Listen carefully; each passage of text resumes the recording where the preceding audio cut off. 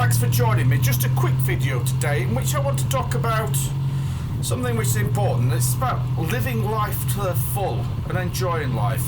I think I'm going to call this video Memento Mori, a Latin expression which you maybe be familiar with. And the legend where it comes from is said that in ancient Rome, the emperor was regarded as a god and treated as a god. And, dressed in his fine robes, purple and gold robes, he would preside over great parades throughout the city in which he was applauded and hailed by the crowd. But he employed a slave to stand behind him and whisper in his ear, Memento Mori. Now, translated from the Latin, this phrase literally means remember death, which sounds quite morbid. But however, its meaning probably better translated, remember you are mortal. And it's a timely reminder to the emperor that even with his unfettered power, probably the most powerful man in the world at the time, that he too was merely a man who one day would die, just as everybody else would.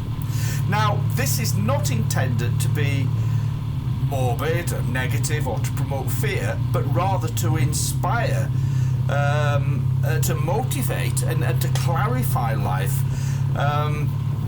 In being mindful about one's own inevitable death, you learn to live life more fully.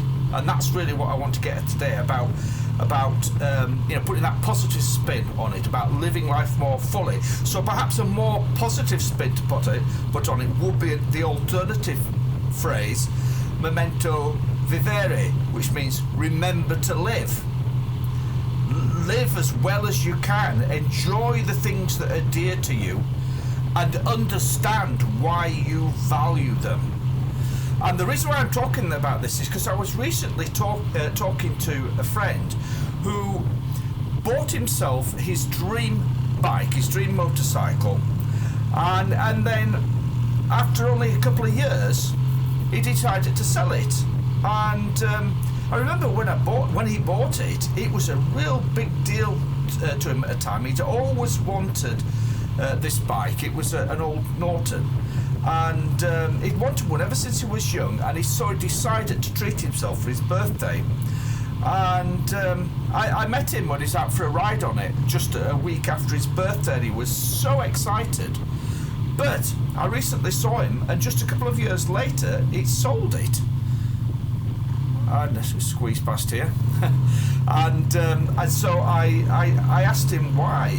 And he said, well, it was just sat in the garage and I wasn't riding it, and I can't really justify keeping it when I'm not riding it. And to be honest, I was shocked at this, because I thought, well, why does he need to justify owning the bike that is so dear to him? Who is this justification owed to? Who does he need to justify it to? Because I know that he's not short of money, and I know his wife wasn't behind the sale. She wasn't pressing him to sell the bike. She was as surprised as me when I spoke to her about it. And the worst thing about it is that he seemed to be thoroughly miserable about having sold the bike as well. I asked him if he hadn't enjoyed riding it or whether there'd been a problem with it, and he said no, there was no problem. He just simply found he's got a more modern bike, a Ducati, and he just said, I found that more practical and comfortable, and so I choose to ride that all the time, and I was never riding the Norton. And I thought, well, what's wrong with not riding the Norton? You can just simply enjoy owning the Norton, regardless how much you actually ride it. The way I saw it, he'd worked hard all his life, he'd brought up family, provided well for them, and why shouldn't he now be entitled to enjoy the bike of his dreams? Memento Mori, remember to live. Get out there and live life. Understand what brings you joy in life and cherish it and enjoy it.